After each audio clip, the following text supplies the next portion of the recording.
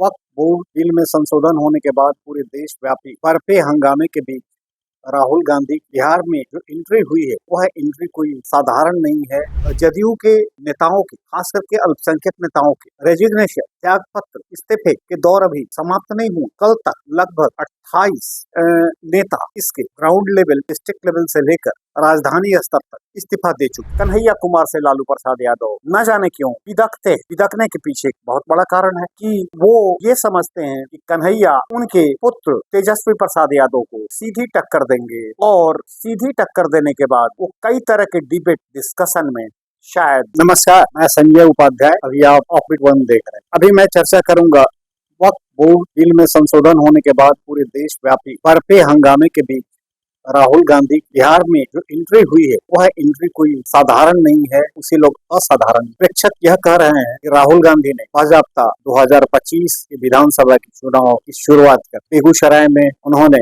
भारी जन सैलाब, जिनमें युवकों की संख्या सबसे अधिक, उनमें उन्होंने स्पष्ट तौर पर कहा कि उनकी प्राथमिकता में छात्र, युवक, खास करके मुस्लिम, ओबीसी और ईबीसी है। मेरा मतलब स्पष्ट हो गया कि वो युवकों को अपनी ओर आकर्षित करना चाह रहे हैं और ओबीसी, ईबीसी को भी अपनी ओर आकर्षित करना चाह। हालांकि उन्होंने उसी मंच से यह भी घोषणा की कि उनसे कुछ राजनीतिक चूकें हुई हैं, उन चूकों को वो सुधार रहे हैं, संशोधन कर रहे हैं और उसी संशोधन का परिणाम है यहाँ पर बिहार के प्रभारी कृष्णा अल्लावरू को रखा गया और साथ में जिला अध्यक्षों की भारी संख्या में, मेरा मतलब लगभग 38 जिलों में बदल दिया। पहले ऐसा था कि कांग्रेस में खास करके अपर कास्ट के लोग ही जिला अध्यक्ष के पदों पर काबिज थे, लेकिन इन्होंने दिल्ली की एक मीटिंग में स्पष्ट कर दिया कि ये ओबीसी, ईबीसी के लिए रहेगा और स्वाभाविक है कि ओबीसी, ईबीसी पर उनकी नजर है।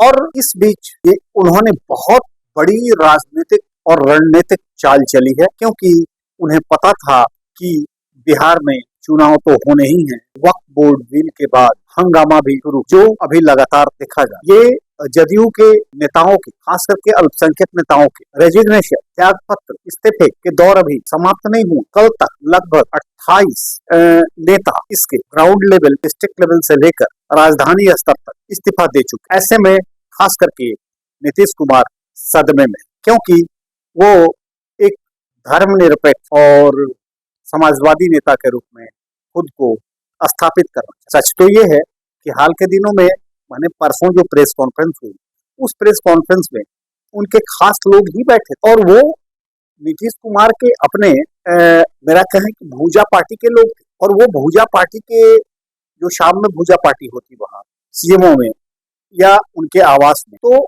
वही लोग, लेकिन वो लोग भी इससे बिदक चुके हैं। खास करके वक्फ बिल संशोधन होने के बाद वो लोग बिदक चुके हैं और बिदकने के बाद ये पूरी उम्मीद जा रही है अब उनका पूरा मत वो जाएगा तो कांग्रेस की ओर या फिर राजद, मेरा मतलब गठबंधन वही। हाँ, इसमें सबसे बड़ी बात यह है कि जिन चीजों की बात उन्होंने की, जातीय मतगणना की भी बात, रिजर्वेशन की भी बात की राहुल गांधी ने, तो जातीय जनगणना तो भी हाल में हुई, लेकिन उनका कहना है ये जातीय जनगणना पुनः हो और रिजर्वेशन का दायरा बढ़ाया जाए। उनका मानना है कि पूरे देश स्तर पर अपर कास्ट ही खास करके बड़े पदों पर काबिज है, चाहे वो कॉर्पोरेट में हो या गवर्नमेंट जॉब। तो लाजिमी है, सबसे पहले तो उन्हें शिक्षा चाहिए, वो दलित वंचित समाज के लोगों को, और शिक्षा के बाद मूलभूत उनकी जो आवश्यकता है उसकी पूर्ति चाहिए।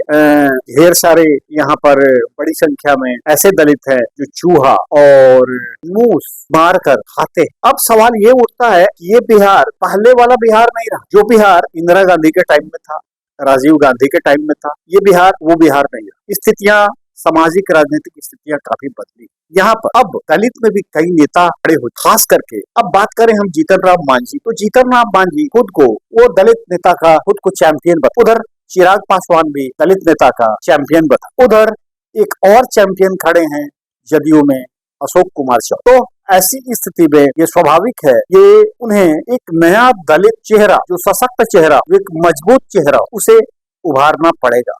हालांकि उसमें उन्होंने कामयाबी हासिल की है। राजेश राम को बिहार का प्रदेश अध्यक्ष बना। इसके पहले अखिलेश प्रसाद सिंह थे जो भूमिहार जाति से आए। तो मेरा मतलब यह है कि या फिर प्रेक्षकों का यह कहना है कि एक और जदयू के विकेट धड़ाधड़ गिर रहे हैं और धड़ाधड़ गिरने वाले विकेट में ऐसा माना जा रहा है कि कांग्रेस ने बाजाप्ता यहाँ पर अपना दरवाजा मुस्लिम नेताओं के लिए खोल रखे हुए आए और उनका स्वागत। हालांकि इसके पहले ही लालू प्रसाद यादव ने MOI समीकरण के तहत उन्हें पर्याप्त सुविधाएं दी थी और उन्हें तवज्जो और तरजीह भी दी है। दरअसल बिहार तो कांग्रेस का गढ़ रहा है, लंबे समय तक रहा है। अभी वो बेगूसराय गए थे, जिसको मिनी मॉस्को भी कहते हैं, लेनिनग्राद भी कहते हैं, कम्युनिस्टों का गढ़ रहा है। कन्हैया कुमार को उन्होंने वहां प्रोजेक्ट कर दिया है। कन्हैया कुमार, उनके बाद अगर कोई लीड करने वाला वहां था तो वो कन्हैया कुमार ही थे। कन्हैया कुमार से लालू प्रसाद यादव न जाने क्यों विदकते। विदकने के पीछे एक बहुत बड़ा कारण है कि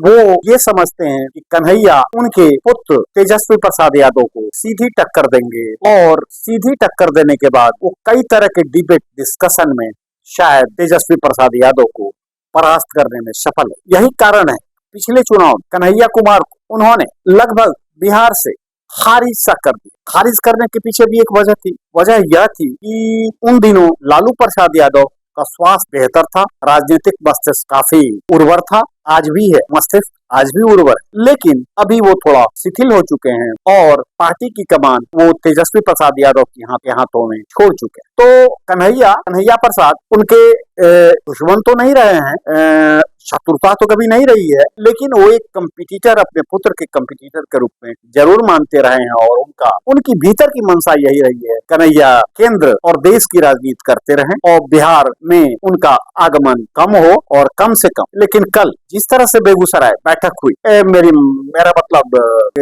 अहम सभा हुई, उस सभा के बाद ऐसा लग रहा है कि कांग्रेस अपने रिवाइवल के दौर में आ चुका है और वो लेफ्ट का, माने खास करके वाम का जगह जरूर रही है, लेकिन वाम दल के साथ कांग्रेस का गठबंधन ऐतिहासिक पुराना है और उन्होंने जो कुछ भी बातें की वो लगभग वही बातें की जो लेफ्ट अप्रोच के लोगों ने अब तक बातें की है या करते आए। ऐसे में बहुत स्पष्ट है कि राहुल गांधी ने चुनाव का शंखनाद कर दिया है और इस शंखनाद में ये राहुल गांधी लाख दलितों की बात कर लें, OBC की बात कर लें, EBC की बात कर लें, लेकिन ये बिहार पहले वाला बिहार नहीं रहा, खास करके जब राजीव गांधी और इंदिरा गांधी थे। मेरा मतलब यह है कि दलित में भी महादलित करने में सफल रहे हैं मुख्यमंत्री नीतीश कुमार जी और अब पहले से अधिक यहाँ दलित नेता उभर कर आ गए हैं। चिराग पासवान खुद को दलित का चैंपियन कहते हैं, उधर मांझी खुद को दलित का चैंपियन कहते हैं, उधर एक सर्वसम्मत नेता खुद को जदयू के अशोक कुमार चौधरी कहते हैं। तो ऐसी स्थिति में यह कहना कि कंप्लीट दलित वोट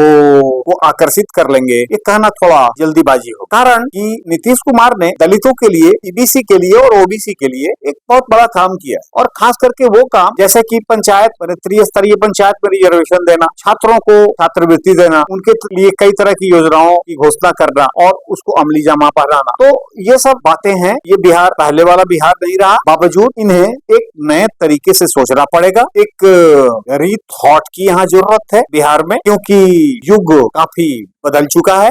मैंने पहले भी कहा कि राजीव गांधी और इंदिरा गांधी वाला ये बिहार रहा नहीं, श्री बाबू वाला तो बिहार कतई नहीं रहा। तो मैं बता दूं, श्री बाबू के टाइम का बिहार वो झारखंड था, जहां पर उन्होंने कई तरह की औद्योगिक इकाइयां स्थापित करने में वो सफल रहे। नेहरू जी से उनके बेहतर संबंध भी थे। लेकिन मैं आपको यह बता दूं, या आप जानते भी होंगे कि ये बिहार खास करके पलायन के लिए ये जाना जाता है पूरे देश में ही नहीं, अब तो विदेशों में भी यह जाना जाने लगा। तो विदेशों में भी यह जाना जाने लगा है, देश में जाना जाने लगा है। मुंबई, गुजरात, सूरत, दिल्ली, जहां आप जाएं बिहार मजदूर आपको मिल जाए। यह सच है कि मजदूर क्लास आपको बिहार के ही मिलेंगे, लेकिन कॉर्पोरेट पर बैठे हुए बड़े लोग हैं। यहाँ राहुल गांधी ने बिल्कुल सही बात कही है। लेकिन अब सवाल यह उठता है, क्या उनकी शिक्षा दीक्षा या फिर शिक्षा के लिए जो मूलभूत आवश्यकता होती है उसकी पूर्ति क्या उन दलितों को की गई, दलितों के लिए किया गया? क्या वो वर्तमान इंफॉर्मेशन नॉलेज के ईरा में कम्पीट करने को तैयार हैं या तैयार हो चुके हैं? अगर नहीं तो उन्हें तैयार करना पड़े। दूसरी बात कि मैं एक केस स्टडी के रूप में लेता हूँ चंपारण को कभी कांग्रेस का सिटाडेल कहा जाता, पालना कहा जाता। कारण है महात्मा गांधी का सत्याग्रह आंदोलन वहाँ सफल रहा और लंबे काल साल तक वहाँ लगभग कांग्रेस का शासन रहा। आज भी अगर कहीं गांधी टोपी दिखाई पड़ती है तो वो चंपारण में ही बिहार में शायद ही कहीं दिख जाए। मेरा मतलब अभी भी कांग्रेसी वहां पर हैं, लेकिन इनके रिवाइवल को उत्साहित तो मैं नहीं कर रहा हूं, लेकिन बिहार में रीथॉट पुनर्चिंतन की जरूरत है, क्योंकि बिहार की सामाजिक स्थितियां काफी बदल गई हैं और ग्राउंड लेवल पर जो पॉलिटिक्स है, राजनीति है, वह भी काफी बदल चुकी है, क्योंकि 3 टायर पंचायती राज सिस्टम में नीतीश कुमार जी ने कई तरह की सुविधाएं और आरक्षण उन्हें दे रखे। बहरहाल आज यहीं तक, मैं फिर कभी बात करूंगा आपसे। तब तक के लिए मुझे इजाजत आपसे चाहिए। अभी आप देख रहे हैं ऑफबीट 1। अगर विश्लेषण अच्छा लगा हो तो बटन दबाएं, शेयर करें, सब्सक्रिप्शन करें, इससे मुझे प्रोत्साहन मिलेगा। धन्यवाद।